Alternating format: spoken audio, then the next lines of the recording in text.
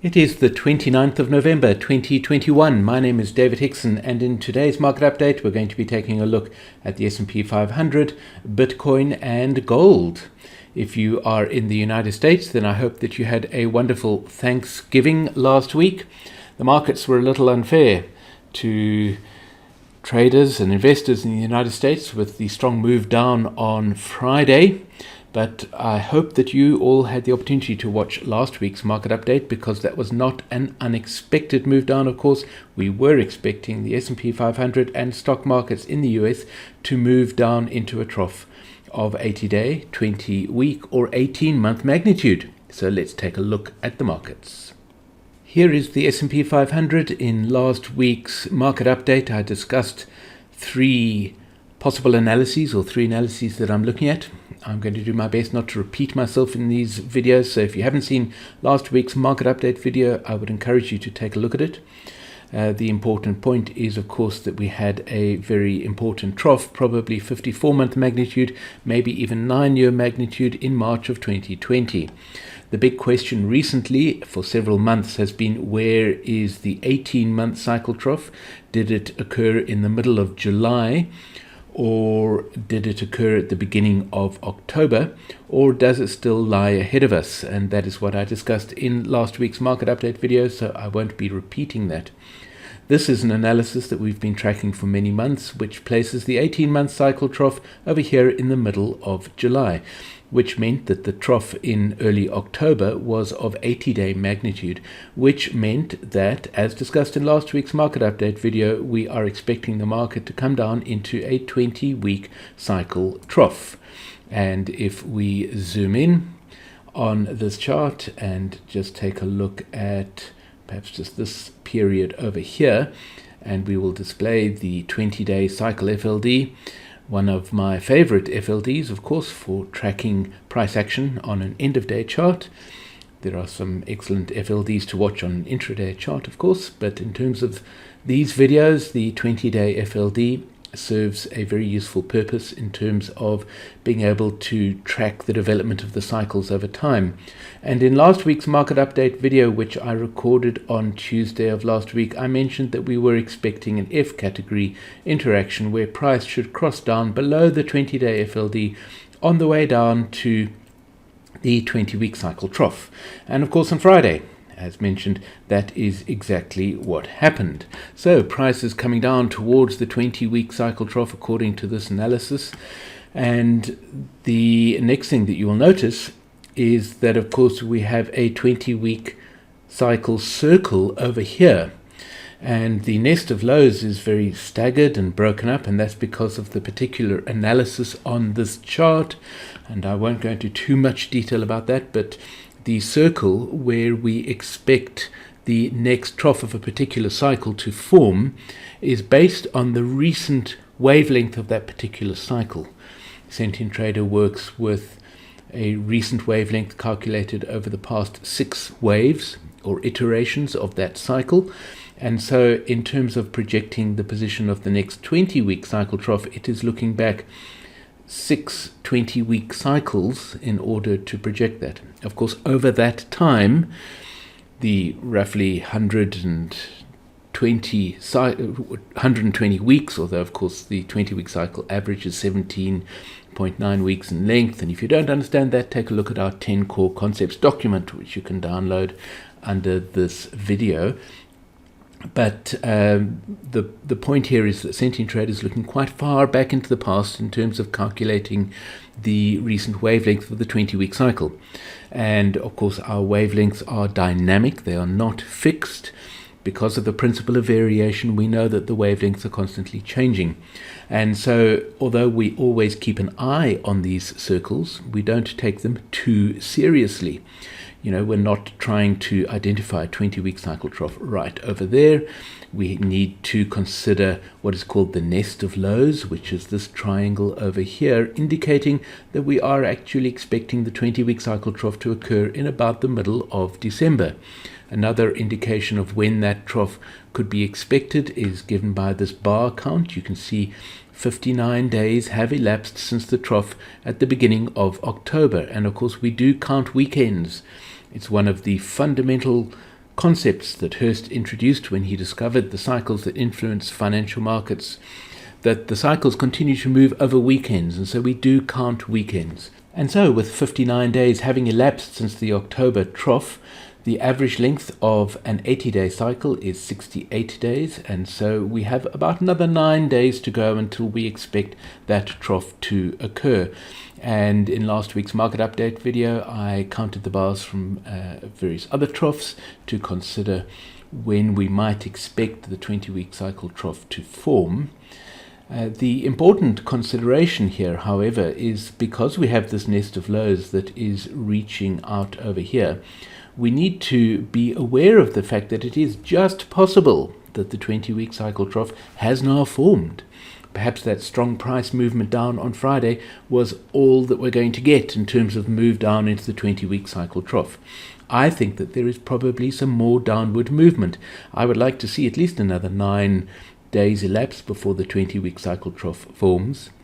But it is possible, and we need to stay on our toes in terms of watching what price does now. Of course, this is probably, as mentioned, an F category interaction where price crosses down below the FLD. The next interaction is where price is expected to find resistance at the level of the FLD, which would be a G category interaction, and then price will make a final move down into the 20-week cycle trough in an H category interaction. But we always have to be aware that it is just possible that that 20-week cycle trough has formed. And in last week's market update, I took a look at the FTSE 100 from the UK and discussed the fact that that 20-week cycle trough was due already, which increases the possibility that a 20-week cycle trough might be occurring in stock markets around the world. Let's look at the other two analyses in the S&P 500. There isn't really very much to add when taking a look at these analyses. This is the analysis that considers that the 18-month cycle trough occurred at the beginning of October, a very viable analysis. You can see we have, of course, exactly the same number of bars, and here the magnitude of the trough that the market is moving down into is of only 80-day magnitude, but you can see the interactions between price and the FLD are identical, so there's nothing really to distinguish between the two of them, and so we are still expecting price to move down into the 80-day cycle trough. What probably formed on Friday was a 20-day cycle trough, you can see, according to this analysis. But there's an important subtlety that I must point out here, and that is that as price approaches a trough, you must be careful of what I call counting the shorter cycles and focusing very strongly on those shorter cycles, and then marking this as a 20-day cycle trough, and then finding the 10-day cycle trough, and then finding the 5-day and the 2-day and the 1-day, all the way down to that 80-day cycle trough or the 20-week cycle trough. The danger with that is that you can get a little too obsessed with the finer details, and it's really important to keep the bigger picture in mind. Going to shorter and shorter cycles for confirmation of the final formation of a big cycle trough can be a little dangerous, because of course at some point your analysis is going to not be as accurate as you would want it to be, and it can be a little bit easy to be fooled into, the confident placement of diamonds at the foot of your chart. So you need to be a little bit careful of that. Let's take a look at the third analysis that we discussed in last week's market update video, and that is this analysis here, which is still expecting the 18-month cycle trough to lie ahead of us. This is an analysis that I've mentioned in several market update videos, and it is not my preferred analysis, I should point out, and the reason for that was discussed in previous market update videos, but in particular you can see the discrepancy that has started occurring between the composite model line, this dashed orange line, which takes all of the information from the cycle analysis and combines it and shows us what would have happened to this market if the only thing influencing the market were the cycles that have been found in the analysis. And you can see there has been a clear discrepancy with a a peak forming here in the composite model line, and then another peak forming over here, and the composite model lines moving down, whereas price has been moving up. Of course, we did see a move down at the end of last week, and it could be that price is catching up to that composite model line, but in my opinion, this is still my least preferred analysis. But it is certainly one to keep an eye on because of the fact that it does warn of the possibility of a strong move down into this trough.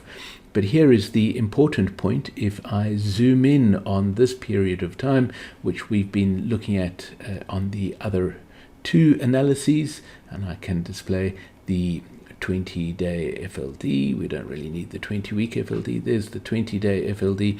You can see we have the same sequence of interactions, and so here is the F category interaction. Here is our nest of lows for the 18-month cycle trough in this particular analysis, and of course that nest of lows is centered around pretty much exactly the same time, which is in 2 weeks' time, in about the middle of December. And so that is still what we are expecting in the S&P 500. Price has now crossed down below the 20-day FLD, and it is on its way down to forming the 20-week cycle trough, or perhaps the 18-month cycle trough, or the 80-day cycle trough. The important thing is it's moving down to form a trough, and we need to keep on our toes for the formation of that trough and look for an opportunity to go long as price bounces out of that trough. Let's now switch over to Bitcoin and take a look at the analysis there. Again, I would encourage you to take a look at the previous market update about Bitcoin, because I'm not going to repeat everything that I said about it. And the previous market update was on the 15th of November, I believe, so about 2 weeks ago, somewhere over here. And it was just after this peak had formed in Bitcoin, and I mentioned in that video that that was probably the peak of the 80-day cycle. There is our nest of highs for the 80-day cycle peak. You can see that the software is still not actually positioned an 80-day cycle peak over there, because it is still considering it to be a peak of only 20-day magnitude, but I think you can see that it is certainly shaping up to be a very likely 80-day cycle peak, and we were certainly expecting it to be an 80-day cycle peak, which is yet another reminder of that subtlety that I mentioned earlier. You need to be careful of counting the shorter cycles, because in some ways that is what Sentient Trader is doing here. It has positioned a 20-day cycle peak, a 10-day, and then a 5-day, and it's counting those shorter cycles, and you can see time is running out for the formation of that 80-day cycle peak. Of course, it is possible price is going to come up and form an 80-day cycle peak just a few days ahead of us, but in my opinion, it's much more likely that an 80-day cycle peak formed over here, as discussed in the previous market update that presented this chart for Bitcoin. And so that's another reminder that we don't focus on the diamonds on the chart. The diamonds give us a great sense of confidence, and of course they're part of the analysis process, but what's more important is that we're focusing on the circles and whiskers, these nests of lows and nests of highs. And the reason why I wanted to discuss Bitcoin in today's video is because Bitcoin is also coming down into a 20-week cycle trough. And of course, I discussed this in the previous market update, so there's not really very much to say in terms of this analysis today. It has been playing out exactly as discussed and as expected, with price moving down from this potential 80-day cycle trough into a 20-week cycle trough. But now here's the interesting thing. We're expecting a 20-week cycle trough according to one of the analyses in the S&P 500. That is, of course, my preferred analysis still. And we're expecting a 20-week cycle trough in Bitcoin as well. The principle of commonality tells us that financial markets move with a great deal in common, which in simple terms means that they tend to form troughs and peaks of similar magnitude at roughly the same time. Usually we expect the principle of commonality to apply to stock markets or to closely related markets, and of course that is usually the case. But sometimes you find similar magnitude troughs forming in fairly unrelated markets. And certainly these markets have been moving with a good deal in common recently. and the fact that they're both expecting a 20-week cycle trough in terms of stock markets in the US, and of course the FTSE and many other stock markets, and Bitcoin as well. And in a moment we're going to take a look at gold and discover that gold is also expecting a 20-week cycle trough, in my opinion.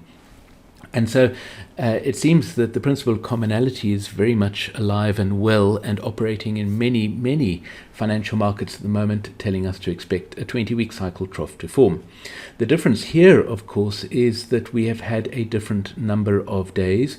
Bitcoin has been beating recently with a wonderfully regular rhythm. It's been a fantastic instrument to analyze from a cycle perspective, and I mentioned earlier that an 80-day cycle trough averages 68 days in length. You can see that as of today, this wave has been 69 days in length, and so the idea that it potentially formed a 20-week cycle trough just a few days ago is certainly very possible.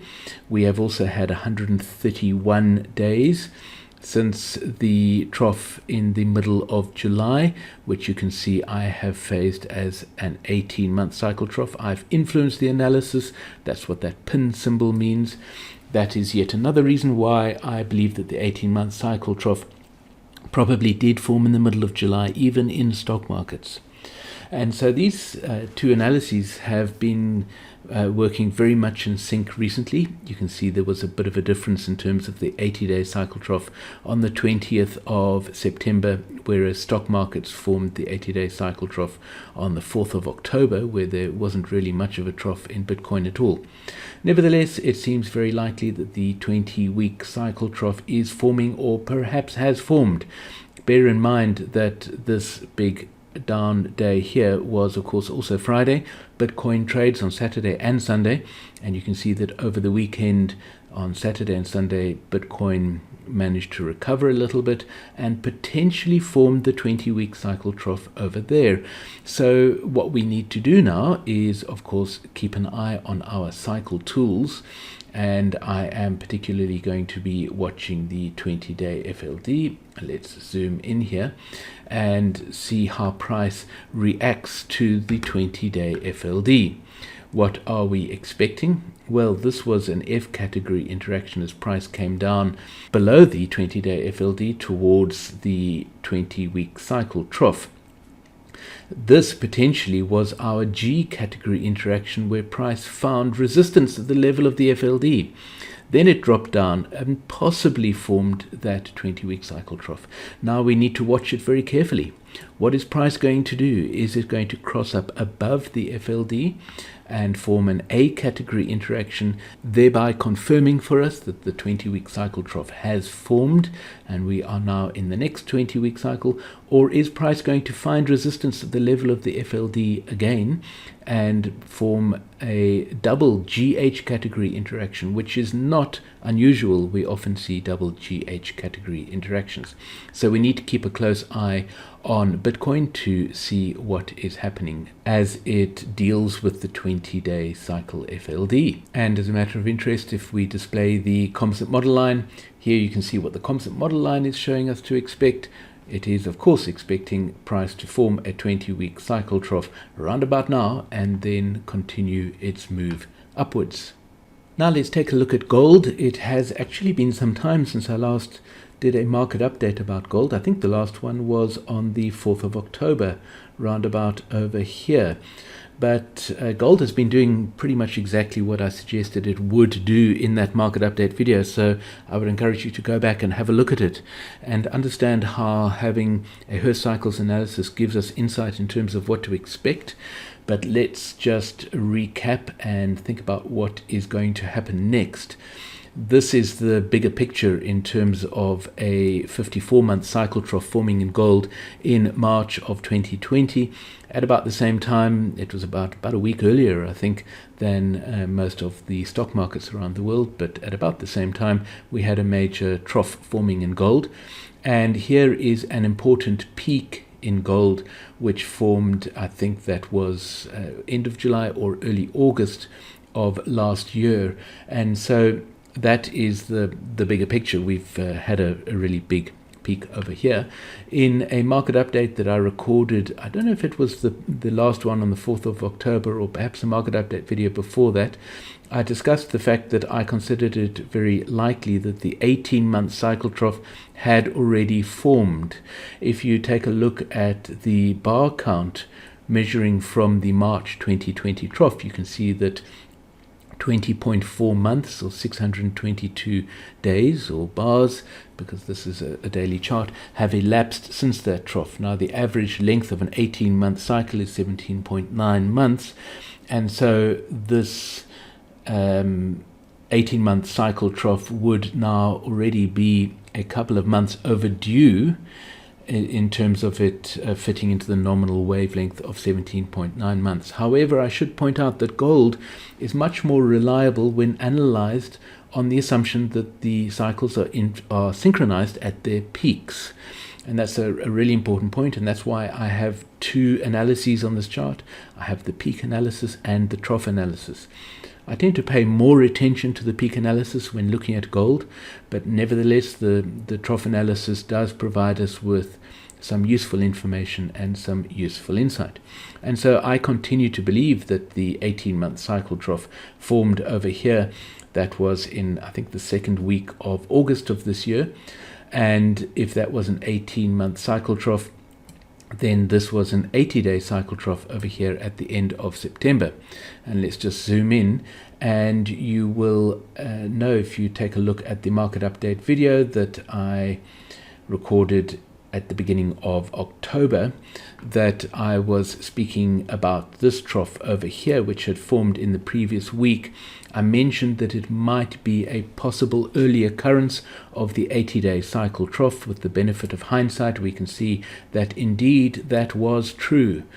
And in that market update, I mentioned the fact that the price of gold was expected to rise up into a 20-week cycle trough, which is indeed exactly what it did. And then it would be expected to drop down into a 20-week cycle trough, which I mentioned in that market update video we were expecting in about November. And so here again we have yet another market that is expected to form an 80-day cycle trough according to this analysis. And I think this analysis is pretty good. Certainly it has served us well in terms of being able to identify the move up into the 20-week cycle trough followed by a move down. And so the 20-week cycle trough here again is expected to form round about now. You can see that from the 80-day cycle trough and shorter, that expected time is right now, effectively. The 20-week cycle circle has been displaced to the right. I've already mentioned the fact that we calculate the recent wavelength by looking back 6 waves or iterations of a particular cycle. And so that wavelength might well be fairly out of date. So we don't pay too much attention to the fact that that circle is displaced to the right. The fact is we are expecting a 20-week cycle trough to form round about now. And it is certainly quite possible that that 20-week cycle trough has formed. I'm not sure whether the lower price was on Wednesday of last week or whether it was earlier today. I'm recording this video before the markets open in the US, so that would have been outside of regular hours trading in terms of the US market. And so it's just possible that that 20-week cycle trough has indeed formed, but we cannot jump to that conclusion. We need to take a look at our FLDs. And here is our 20-day FLD with a very beautiful F category interaction as price dropped down below here. And we're going to be watching gold carefully as it comes back to the 20-day FLD. Is it going to find resistance and give us one more move down into the 20-week cycle trough? Certainly possible. Or is it going to cross up above that 20-day FLD, thereby confirming the formation of the 20-week cycle trough, indicating that we are in our next 20-week cycle and gold is expected to move upwards. If we take a step back again and take a look at the composite model line, the composite model line, of course, takes the information from the analysis, and in this particular case it's taking information from both the trough analysis at the foot of the chart and the peak analysis at the top of the chart. I've mentioned in previous market updates that these are two separate analyses, and so the composite model line is taking information from both of these analyses, combining that information and showing us what to expect. And if you take a look at the previous market update video in early October about gold, you will see that I drew my arrows for the move up to the 20-week cycle, followed by the move down. And of course, one of the reasons I knew to expect that was because the composite model line was showing us that that was what lay ahead. It's interesting to note that the composite model line is struggling to find this 20-week cycle trough over here before price moves up. Again, I wouldn't take that too seriously. In last week's market update is the analysis. The analysis is more important than what the composite model line is showing us. The composite model line is a wonderful line because it presents a clear and confident path for price to follow, but we need to realize it is based on the analysis. And the fact that we are seeing the composite model line struggling to find the trough, it does not necessarily mean that's what's going to happen to price, but it indicates that in the analysis there's a little bit of a discrepancy, if you like, between the amplitude and the wavelengths of the cycles, that when combining them causes this slight discrepancy in terms of the formation of the trough. What is important is that we are expecting a 20-week cycle trough to form round about now. I should point out that Hurst himself said that the wavelengths that influence gold tend to be longer than the wavelengths that influence stock markets. And he was speaking about performing a trough analysis. Hurst never, to my knowledge, ever performed a peak analysis. That's a fairly new idea. And the peak analysis, as I've mentioned, is more reliable, in my opinion, in gold. But he was looking at troughs. And generally, the trough wavelengths do tend to be longer in gold, or, of course, shorter. Because if you're looking at a nominal model, which is simply a list of cycles, and if each and every cycle is perhaps 1.5 times longer than would be expected, then another way of looking at that same list of wavelengths would be to consider that each cycle is in fact of about 2/3 of the expected length. So in other words, you could discuss a nominal model with shorter cycles or a nominal model with longer cycles. I hope that makes sense. It's just a matter of what name you actually give the cycles.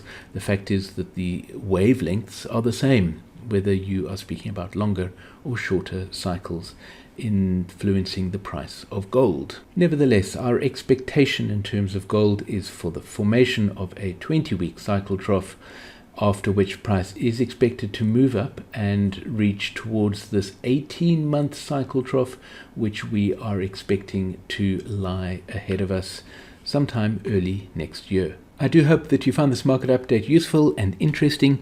If you have any questions, please put them in the comments below the video. I look forward to hearing from you.